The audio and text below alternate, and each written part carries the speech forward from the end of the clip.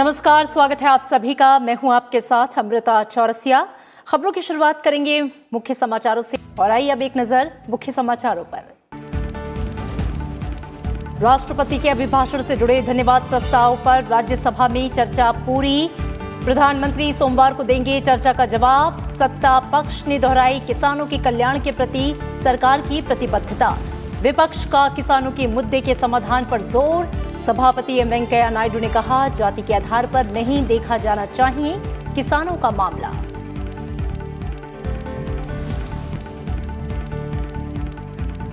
कृषि कानून पर किसानों को किया जा रहा है गुमराह। धन्यवाद प्रस्ताव पर चर्चा के दौरान बोले कृषि मंत्री नरेंद्र सिंह तोमर। कहा, विरोध के बावजूद कोई बता नहीं पा रहा कानून की खामियां। किसानों की आय दोगुना करने के मकसद से लाए गए कृषि कानून। राष्ट्रपति रामनाथ कोविंद ने एरो इंडिया शो के समापन सत्र को किया संबोधित। कहा, रक्षा और एरोस्पेस क्षेत्र में भारत के लगातार मजबूत होने का सबूत है एरो इंडिया 2021। रक्षा मंत्री राजनाथ सिंह ने कहा, रक्षा आयात को 2020 तक कम से कम $2 बिलियन तक कम करने का सरकार का लक्ष्य। अगले वित्त वर्ष में डबल डिजिट में दौड़ेगी अर्थव्यवस्था। आरबीआई ने 2021-22 में जीडीपी वृद्धि दर 10.5% रहने का जताया अनुमान। रेपो रेट 4% और रिवर्स रेपो रेट 3.35% पर बरकरार।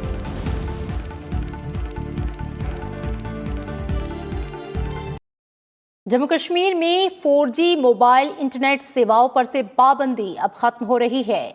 जम्मू में बिजली विकास विभाग के प्रधान सचिव रोहित कंसल ने आज इस बारे में ट्विटर पर जानकारी दी। उन्होंने लिखा है कि पूरे जम्मू कश्मीर में 4G मोबाइल इंटरनेट सेवाएं बहाल की जा रही हैं।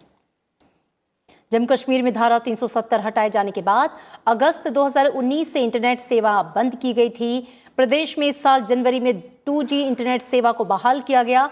इसके बाद कुछ जिलों में हाई स्पीड इंटरनेट सेवाएं भी फिर से शुरू की गई थीं।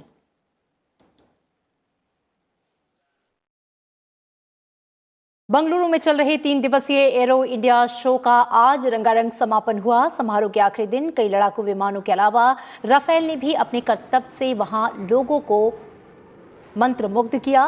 राष्ट्रपति रामनाथ कोविंद ने एरो शो को ऐतिहासिक बताते हुए कहा कि कई स्टार्टअप्स के जरिए सेना की काफी मदद की जा रही है।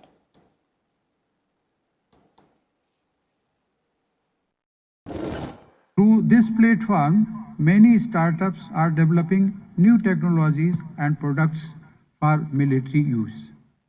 This is helping us develop indigenous innovation and self-reliance in defense technologies. In the 29 innovation challenges issued by the Indian military and defense public sector undertakings and from over 1,200 applications from startups, around 100 winners referred to as IDEX innovators have been selected so far. 2015 से 2020 के बीच भारत का defence export 2,000 crore रुपए से बढ़कर 9,000 करोड़ रुपए हो गया है।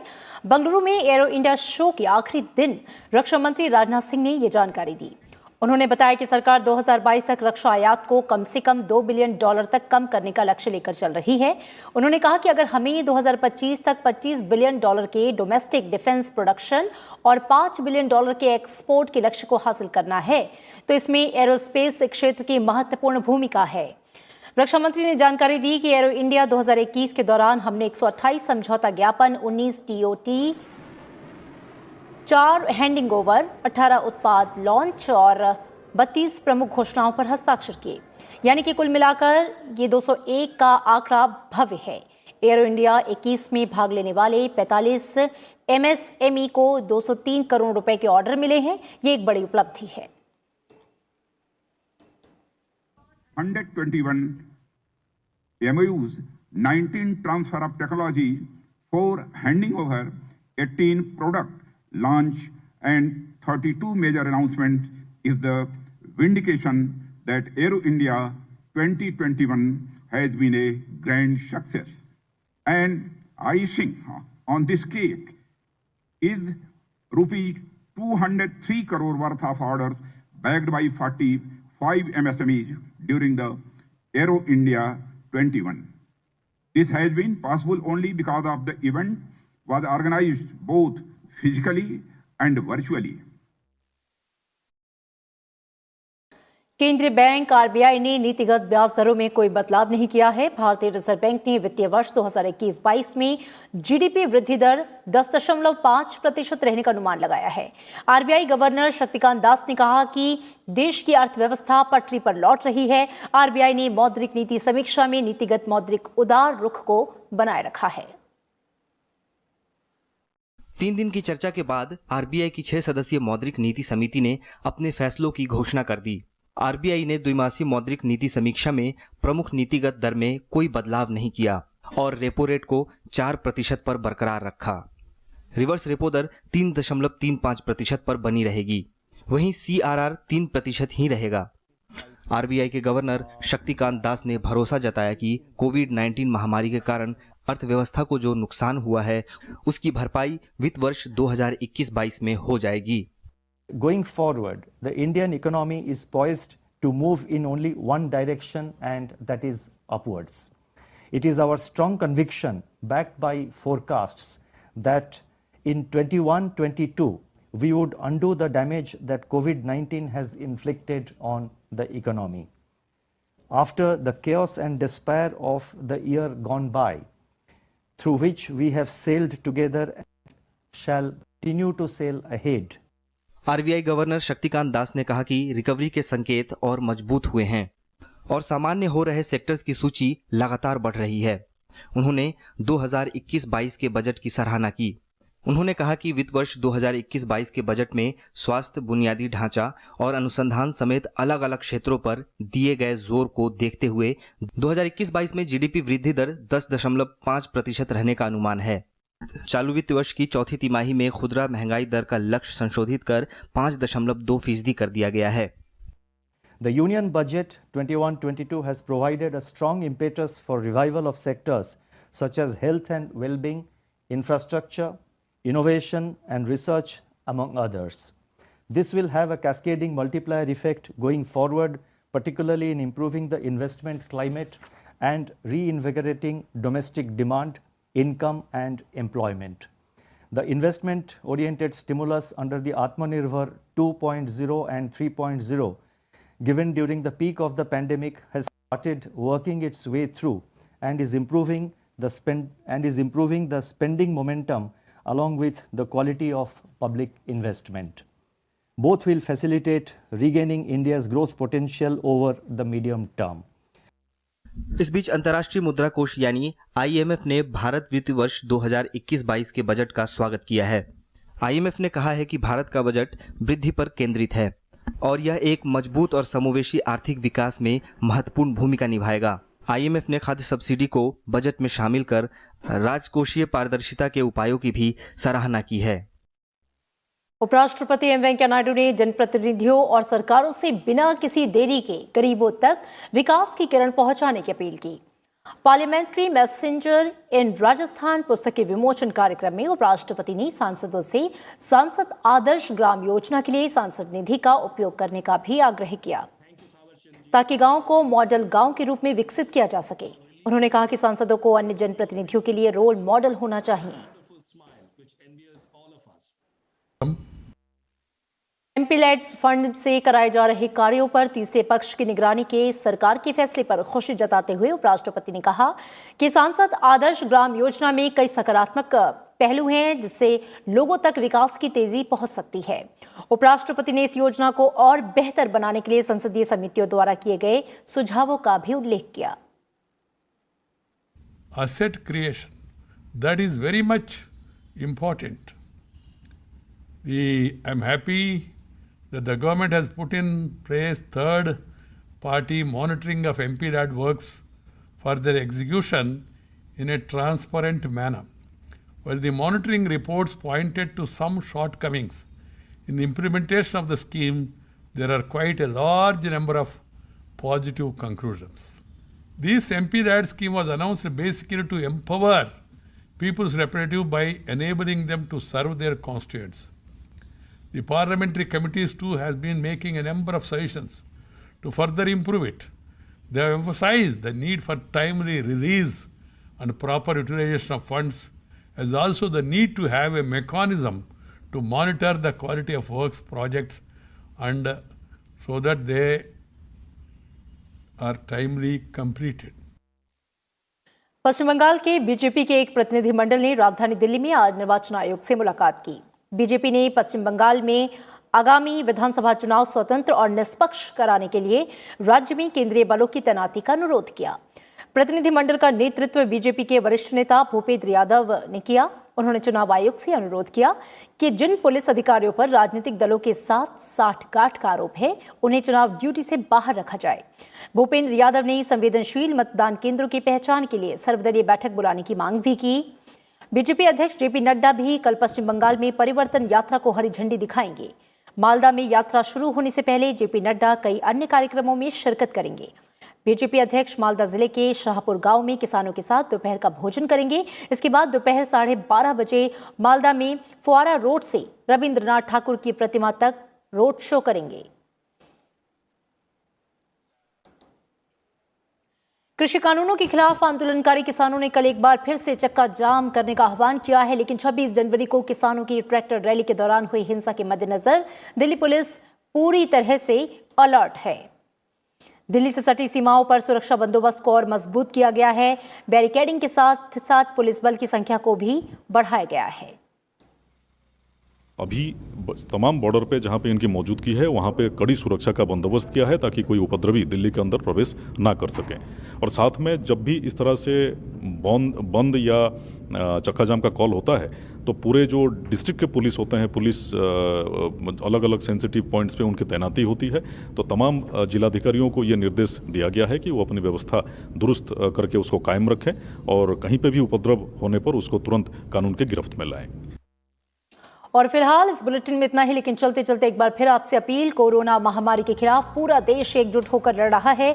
आप भी हमारे साथ सुरक्षा और बचाव के एहतियाती उपायों का संकल्प लें। अपना मास्क अच्छी तरह से पहनें, 2 गज की दूरी का पालन करें, सुरक्षित दूरी बनाए रखें, साथ ही हाथों को बार बार धोएं।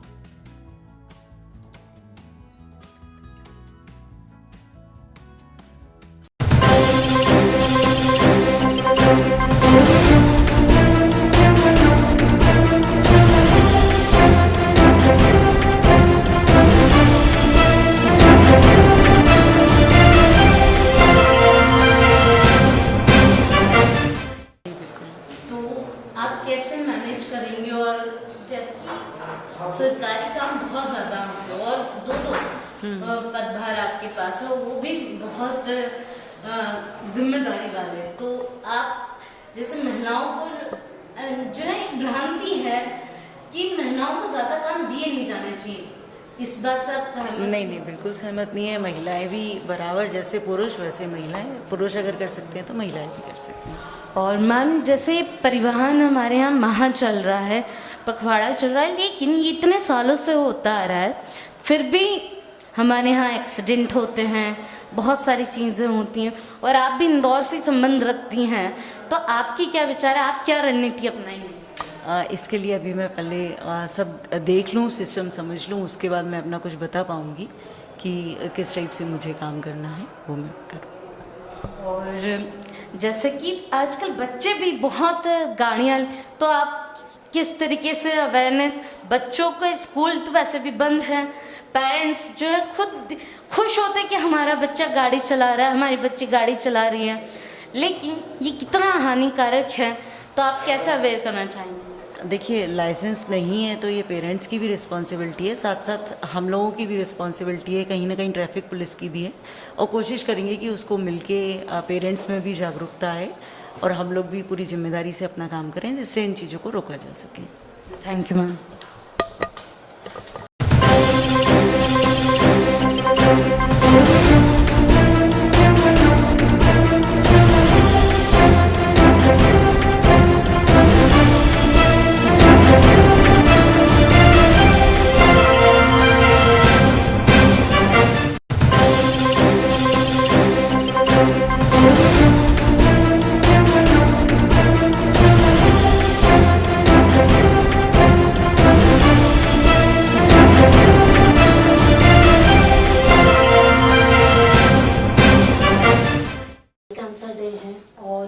हम देख रहे हैं काफ़ी सालों में जो है रेट ऑफ जो है कैंसर पेशेंट्स का वो बढ़ रहा है।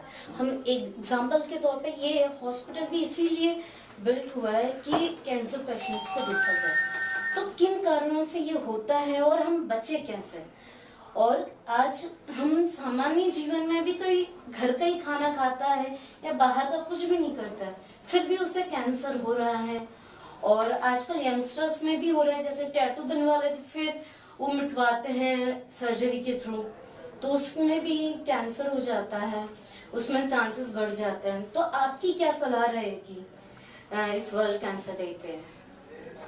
मैं एक के बाद एक क्वेश्चन कैंसर रहता है। जो पहला आपने बोला कि ये इंसिडेंस क्यों बढ़ रहा है, तो इंसिडेंस एक्चुअली बढ़ने के जो 2-3 कारण हैं।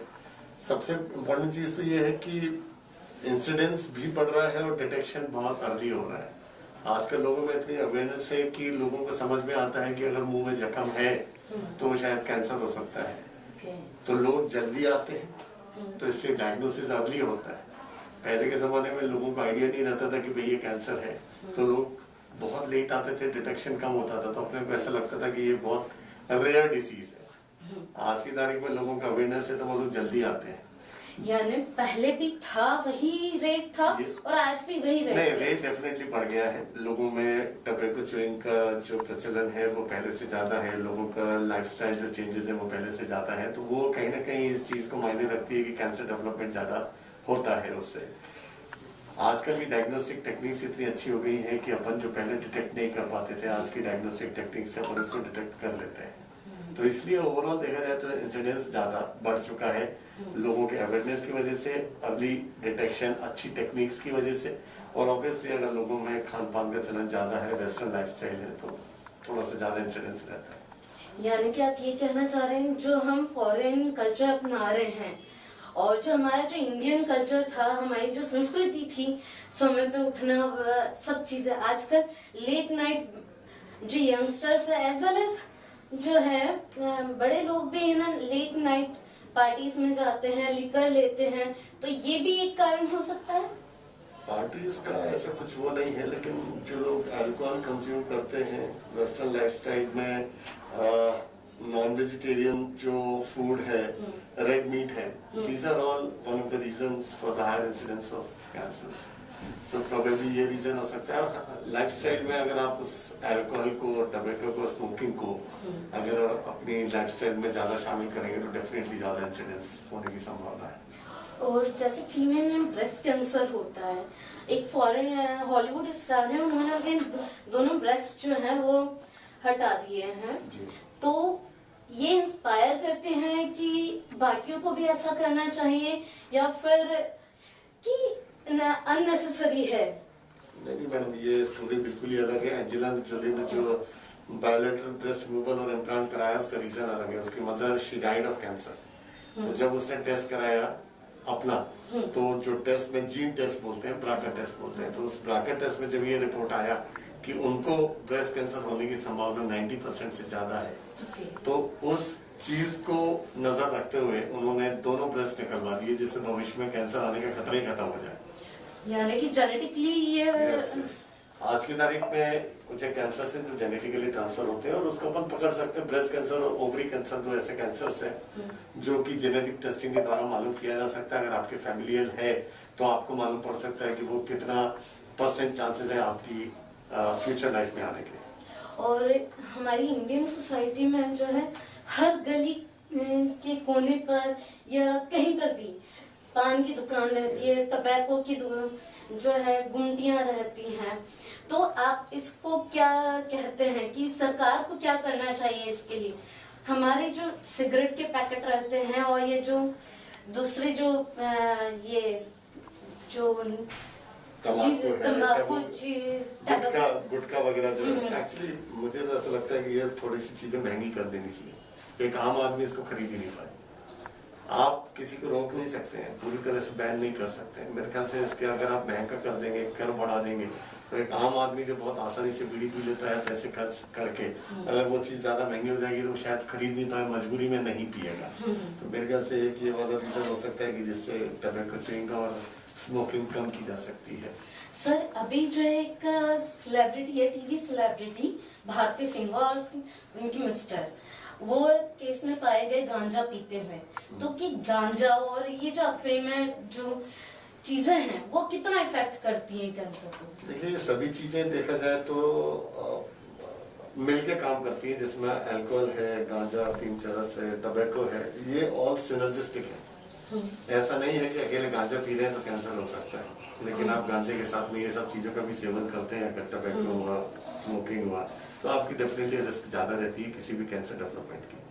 सर एक चीज और पढ़ने में आती है कि जो साइकेट्रिक पेशेंट्स रहते हैं, उनको जो दवाइयाँ दी जाती हैं, उनमें भी जो है जो ये नशीली जो दवाइयाँ हैं कि सुनाने के लिए कि वो ज्यादा सोचते हैं तो वो कम करें, तो क्या इनका साइड इफेक्ट नहीं होता? नहीं, नॉट एट ऑल, ये कैंसर से कोई रिलेटेड नहीं। ओके।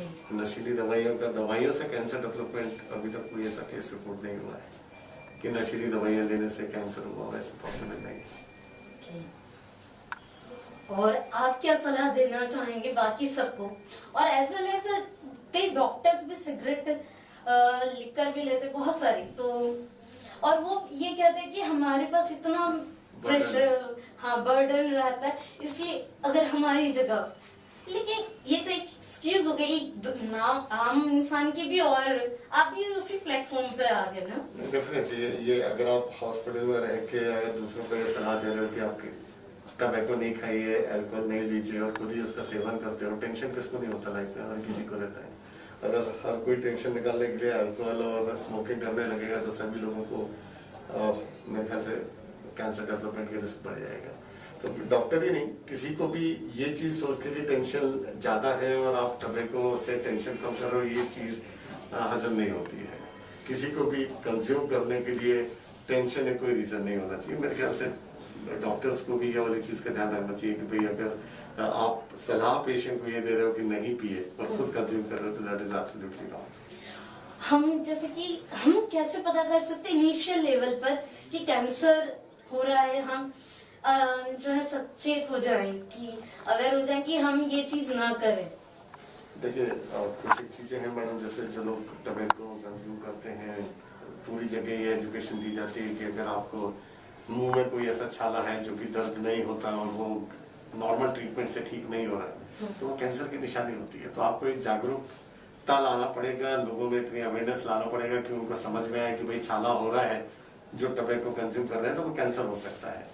एक तो ये तरीका है, और दूसरा कुछ एक टेस्ट है, जैसे फीमेल्स के लिए ब्रेस्ट मैमोग्राफी है, पैप स्मीयर है, जो कि कैंसर को अर्ली स्टेजेस में डिटेक्ट कर सकता है। तो ये टेस्ट होने चाहिए रेगुलर बेसिस पे, और लेडीज को ये मालूम होना चाहिए कि भाई 40 इयर्स के बाद एनुअल मैमोग्राफी और पैप स्मीयर कराना मैंडेटरी है, तभी अपन कैंसर को अर्ली स्टेज में पकड़ सकते हैं। Thank you sir. हम द पीटी न्यूज के लिए नेहा लिंबोदिया, कैमरा पर्सन महेंद्र सिंह चौहान के साथ, धन्यवाद।